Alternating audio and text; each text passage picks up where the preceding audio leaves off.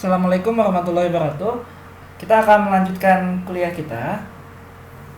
Judul kuliah kita kali ini adalah tentang membuat rencana penelitian. Hari ini kita akan membahas tentang pembahasan pertama ada tentang pendahuluan terlebih dahulu. Kemudian bagaimana kita membuat rencana penelitian. Dan yang ketiga saya akan membahas contoh-contoh dari rencana penelitian. Baik, kita masuk ke bagian yang pertama, yaitu pendahuluan. Yang pertama itu apa itu rencana penelitian?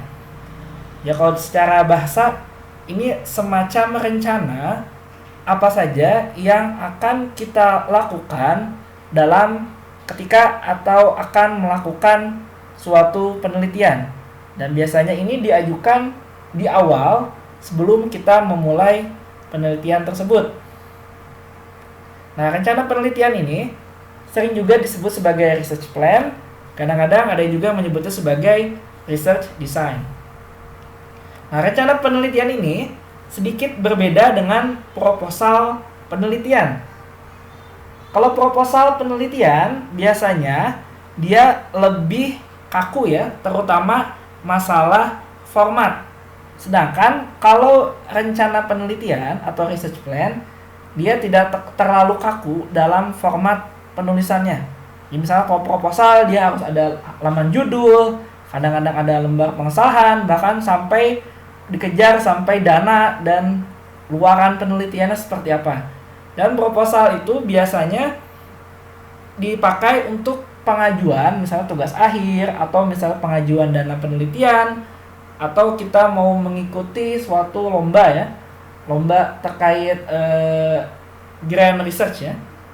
Nah, itu kita mengajukan suatu proposal. Tapi namanya rencana penelitian ini tidak harus untuk yang arahnya ke sana. Nah, untuk yang simpel-simpel saja pun bisa ya. Misalnya untuk lanjut kuliah pun bisa. Misalnya biasanya kalau untuk lanjut kuliah dari S1 ke S2 atau S2 ke S3, salah satu syarat untuk syarat dokumen adalah kita harus membuat semacam rencana penelitian. Jadi rencana penelitian itu singkatnya adalah dia bagian dari suatu proposal penelitian. Jadi proposal penelitian itu cakupannya lebih luas dibandingkan dengan rencana penelitian. Nah, tujuan membuat rencana penelitian jelas bagi mahasiswa adalah untuk lulus. Ya, terutama kalau mahasiswa di Poltek ini biasanya harus membuat proposal ya. Tentu sebelum membuat proposal isinya adalah rencana penelitian, mau ngapain. Berikutnya adalah untuk yang internship di lembaga riset, biasanya syarat mendaftar kita program internship adalah kita mengajukan rencana penelitian kita. Selanjutnya bisa juga untuk mencari kerja, terutama kerja yang berhubungan dengan bidang akademik, penelitian. Itu biasanya kita harus membuat rencana penelitian terlebih dahulu. Dan untuk karir ya, ini terutama untuk dosen akademisi dan peneliti. Baik, yang bagian yang kedua adalah bagaimana kita membuatnya. Jadi rencana penelitian itu semacam cerita ya. Cerita bagaimana suatu penelitian itu akan dilakukan. Tentu dalam cerita itu harus membuat alur yang baik, yang mudah dimengerti dan saya bilang tidak membosankan ya. Coba Anda bayangkan Anda baca novelnya tebalnya 10.000 halaman, tapi bahasanya sulit dimengerti, udah tebal, sulit dimengerti dan tidak menarik. Nah, begitu juga dengan rencana penelitian. Jadi ini seperti kita membuat cerita tentang penelitian yang akan kita lakukan. Jadi pertama, kita harus memilih topiknya dulu ya. Topiknya itu adalah topik yang penting. Biasanya untuk peneliti pemula selalu mulai dari topik yang familiar. Di familiar itu adalah biasanya yang dia sudah tahu. Tapi belum tentu topik yang dia ajukan itu adalah topik yang penting. Karena dalam mengajukan topik ini, terutama nanti ketika direview, kalau tidak ada semacam apa sih ini penting atau tidak gitu, ya itu biasanya akan lebih mudah ditolak ya. Tapi kalau kita ajukan topik-topik yang penting, misalnya sekarang kalau penelitian sekarang kita fokuskan topiknya untuk menangani COVID-19, nah ini adalah satu topik yang penting. Beda dengan kalau kita misalnya penelitian misalnya saat ini adalah bagaimana misalnya bisa tidur dengan nyaman gitu kan, itu mungkin bukan topik yang cukup penting walaupun itu adalah hal yang familiar bagi kita. Yang pertama adalah pilih topik yang penting. Yang kedua, ini harus spesifik ya. Jadi spesifik di sini artinya jangan terlalu luas. Contohnya adalah Anda ingin membuat energi ramah lingkungan. Nah, itu terlalu luas ya. Nah, energi ramah lingkungan misalnya apa? Ya, misalnya contohnya adalah menggunakan panel surya. Itu mungkin lebih spesifik dibandingkan Anda bilang Anda membuat energi ramah lingkungan. Yang selanjutnya, nah ini tetap singkat dan fokus pada tema utama. Nah, ini penting ya, singkat. Singkat di sini artinya Anda jangan terlalu bertele-tele menceritakan hal-hal yang tidak terlalu penting terkait tema utama ya. Itu terlalu banyak istilahnya hal-hal yang mungkin tidak fokus jadinya ya. Nah, sehingga membuat halaman proposal rencana riset Anda, rencana penelitian Anda ini menjadi panjang. Tentu bagi reviewer semakin panjang itu semakin tidak menarik. Apalagi kalau Anda membuat rencana penelitian untuk melanjutkan sekolah ya, sekolah ke luar negeri, Anda harus memposisikan, menganggap bahwa semua profesor itu sibuk, tidak punya waktu luang. Jadi buatlah sesingkat dan sesimpel mungkin sehingga dapat dibaca dengan cepat. Berikutnya adalah Anda harus serius dalam menulis. Serius di sini artinya adalah jangan sampai ada kesalahan-kesalahan penulisan. Misalnya kesalahan tanda baca, kemudian bisa juga kesalahan typo ya. Itu yang akan mengganggu ketika reviewer membaca rencana penelitian Anda. Atau misalnya Anda harus menulis dalam bahasa Inggris, maka Anda paling tidak cek berkali-kali bahwa secara gramatikal apa yang Anda tulis dapat dimengerti. Nah, ini kemudian pertanyaan selanjutnya adalah seberapa panjang kita harus menulis. Kadang-kadang mahasiswa menganggap bahwa semakin panjang semakin baik. Ya, bisa tidak ya. Untuk kasus tertentu mungkin ya, seperti tesis, disertasi, makin tebal itu makin bagus ya, mungkin. Tapi untuk rencana penelitian, justru sebaliknya ya. Kalau semakin panjang, semakin tebal, justru tidak akan dibaca ya. Itu akan membuat reviewer meluangkan waktu terlalu lama ya. Jadi jangan sampai reviewer itu meluangkan waktu terlalu lama untuk menelaah rencana penelitian kita. Sehingga tadi ya, kita harus sesingkat dan fokus pada tema. Sehingga, nah ini pertama ada tergantung template ya. Jika ada template-nya, kadang-kadang untuk kita mengajukan grant, kadang-kadang atau kita mengajukan internship, kadang-kadang lembaga yang kita tuju itu memberikan template. Dan dia membatasi, misalnya harus 5 halaman, harus 4 halaman, itu tergantung ya. Nah, pada umumnya, usahakan 1-4 halaman saja. Tidak usah terlalu panjang. Nah, sepengalaman saya paling panjang itu adalah membuat rencana penelitian itu adalah 2 halaman, lebih dari 1 halaman. 1-2 halaman. Biasanya saya selalu membuat cukup 1 halaman saja. Nah, kemudian bagaimana kita membuat impresi yang baik? Nah, 1 ya, jangan panjang-panjang. Jadi kalau semakin panjang, tentu akan membuat semakin bertele-tele. Nah, kemudian kita harus tulis dengan hati-hati ya. Artinya hati-hati di sini bukan hanya jangan sampai terjadi kesalahan penulisan, tapi jangan sampai apa yang kita tulis itu tidak mengalir ya, tidak mudah dipahami. Jadi kita harus tulis dengan hati-hati ya. Jangan sampai ide yang kita tampilkan itu loncat-loncat. Nah, berikutnya adalah ini apabila kita menulis misalnya cukup panjang, kita sebaiknya sertakan semacam executive summary atau abstrak. Sehingga reviewer saat menelaah rencana penelitian kita itu akan bisa membaca dengan singkat, dengan cepat, dan tahu apa inti dari penelitian yang akan kita buat. Kemudian perhatikan layout ya. Ini masalah tampilan. Tampilan di sini artinya adalah terutama dalam penggunaan font ya, penggunaan font, penggunaan misalnya bullet and numbering. Ini harus diperhatikan dengan baik ya. Kemudian jarak antar paragraf diusahakan agar lebih mudah eye-catching ya. Jangan bikin tulisan yang terlalu rapat-rapat atau fontnya terlalu besar. Kemudian gunakanlah gambar yang baik. Nah, ini biasanya mahasiswa yang saya sering temui adalah kebiasaannya adalah meng-capture gambar dari buku ya. Baik grafik atau apapun, dia capture gambarnya dari buku sehingga hasil yang di print itu kadang-kadang tidak jelas.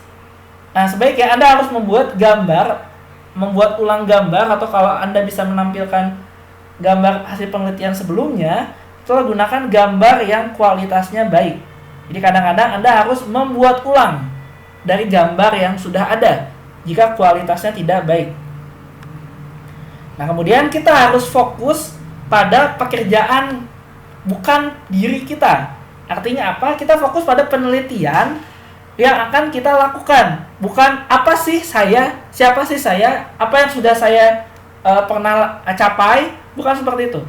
Jadi emang mungkin saja kita suatu saat menjadi seorang peneliti yang handal, kita punya banyak publikasi, tapi ketika kita membuat rencana penelitian, kita bukan menceritakan diri kita, tapi kita menceritakan tentang penelitian yang akan kita lakukan. Nah, selanjutnya adalah hindari kesalahan yang jelas. Kesalahan jelas contohnya adalah kesalahan penulisan ya, typo, kemudian bahkan mungkin kesalahan dalam penggunaan bahasa ya, spelling dan lain-lain. Nah, kemudian jangan terlalu hype ya. Hype itu kalau sekarang sudah ada misalnya Indomie hype abis ya, hype itu apa ya? Berlebihan. Jadi jangan terlalu misalnya topik yang Anda mungkin ajukan mungkin ya biasa-biasa saja, tapi Anda bikin ini seolah-olah sangat hype ya, sangat luar biasa. Nah, itu jangan lakukan seperti itu. Karena mungkin ya bagi Anda ini luar biasa, tapi bagi orang lain yang mungkin mengerti ini sebenarnya biasa saja. Jadi jangan terlalu lebay dalam menyampaikan rencana penelitian. Nah, selanjutnya apa saja yang kira-kira perlu ditulis di dalam rencana penelitian? Oke. Yang pertama, biasanya rencana penelitian itu harus mencakup pendahuluan. Nah, ini bisa berisi motivasi, latar belakang masalah. Selanjutnya, sertakan hasil studi literatur yang relevan. Makanya Anda perlu melakukan review literatur atau melakukan studi pustaka terlebih dahulu. Paling tidak Anda baca 3-5 paper atau mungkin lebih ya, terkait dengan penelitian yang akan kita kerjakan.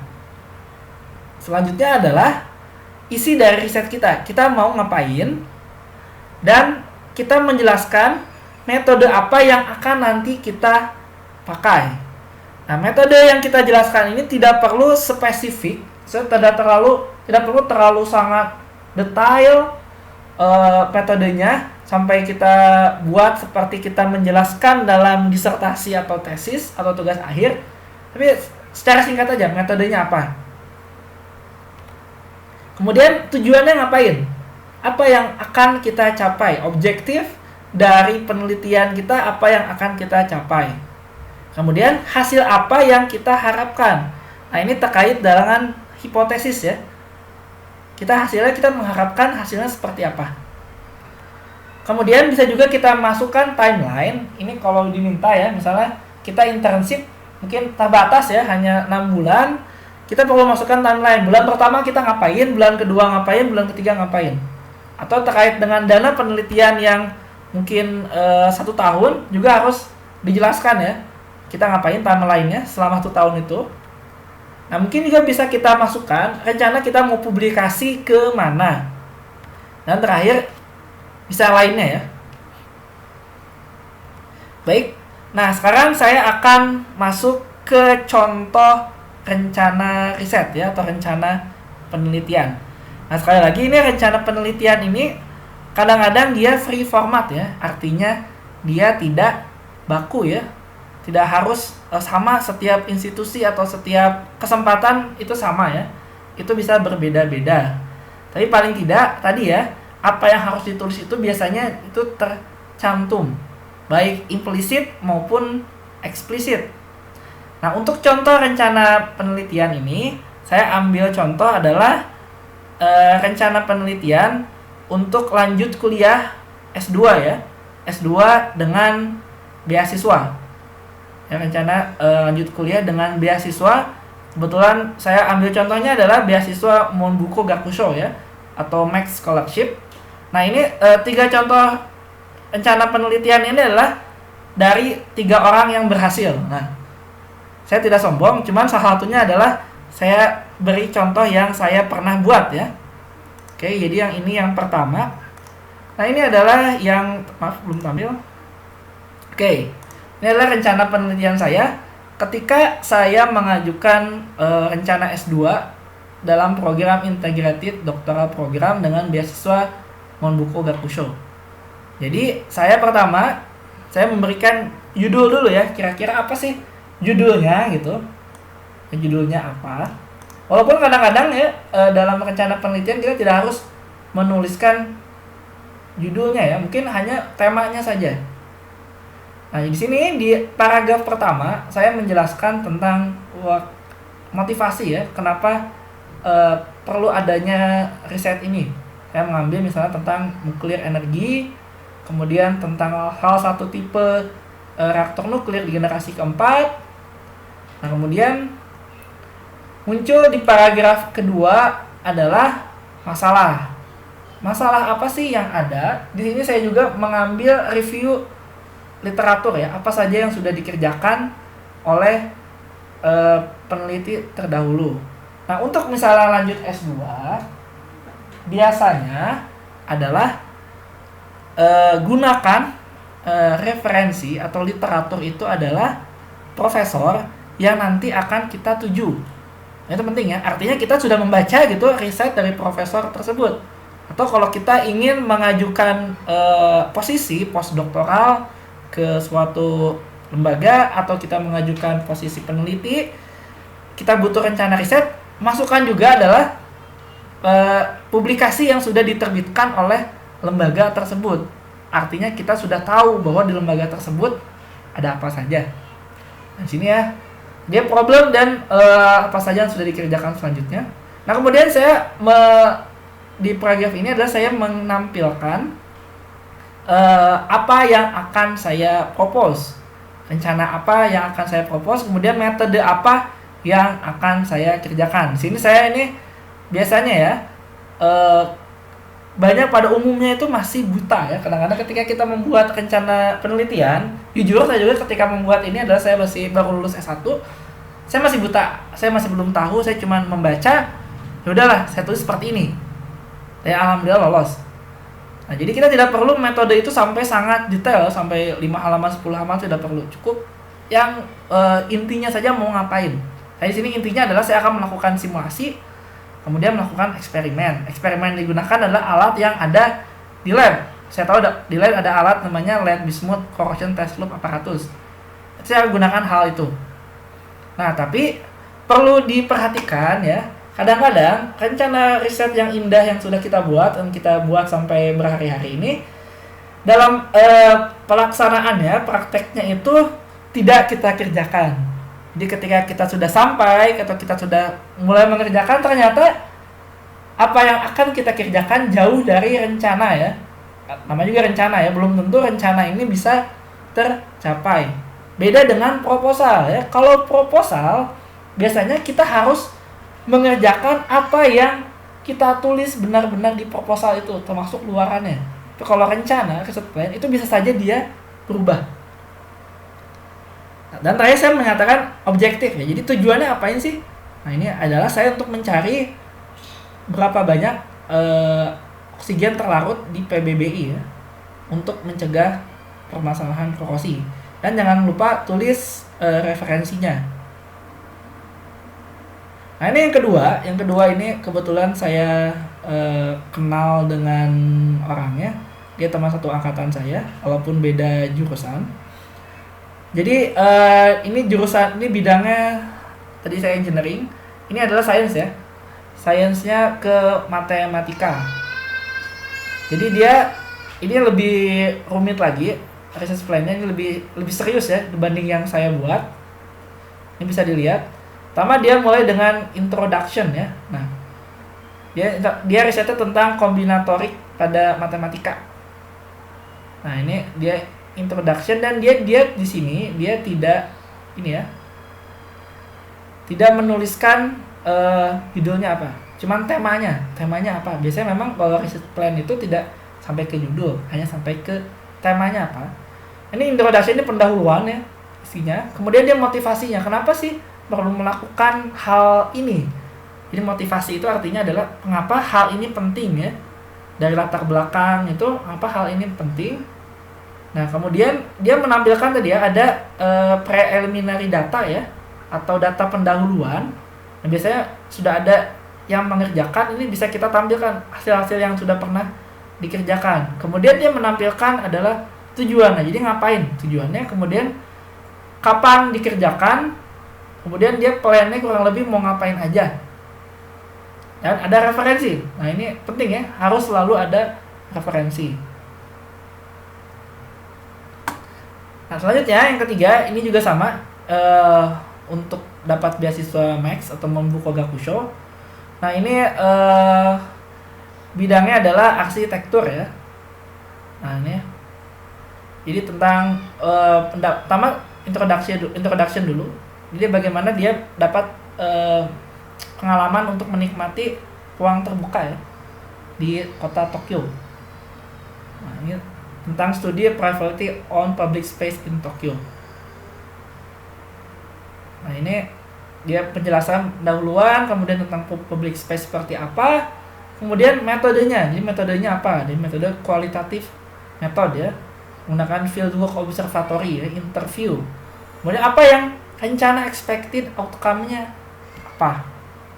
Jadi ada kira-kira hasilnya kira-kira seperti apa ya yang akan didapatkan. Ini contoh research plan untuk dapatkan beasiswa. Nah, ini selanjutnya adalah research plan yang saya buat. Ini research plan untuk melanjutkan ke jenjang doktoral ya, dari master. Nah, ini sama ya. Biasanya kita tidak ada judulnya. Biasanya kalau research plan itu lebih ke tema ya. Temanya apa.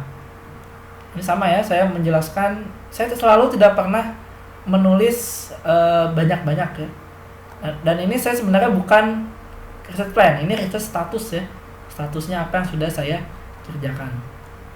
Nah, yang research plan yang berikutnya adalah ketika saya mendaftar internship di Japan Atomic Energy Agency. Nah, ini sama ya. Nah, di sini disuruh ya, maksimal adalah 5 page. 5 page A4 ya. Ini maksimal 5 page 5D gitu ya. Nah, ini temanya apa? Nah, kemudian ini kapan akan dilaksanakan?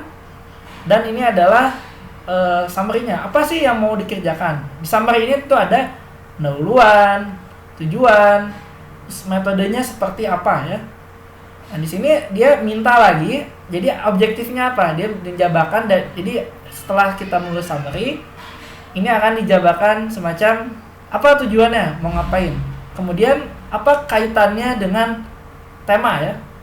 Nah, kemudian ini adalah timeline-nya. Timeline-nya seperti apa? Karena ini internship selama 5 bulan, jadi ini saya buat hanya sebagai selama 5 bulan. Dan ditulis juga ini adalah referensinya apa. Saya cuma berapa ini? 3 halaman, cuman agak panjang ya. Baik, kita masuk lagi. Jadi kurang lebih itu adalah bagaimana kita membuat rencana riset. Mungkin itu saja yang dapat saya sampaikan. Terima kasih atas perhatiannya. Wassalamualaikum warahmatullahi wabarakatuh.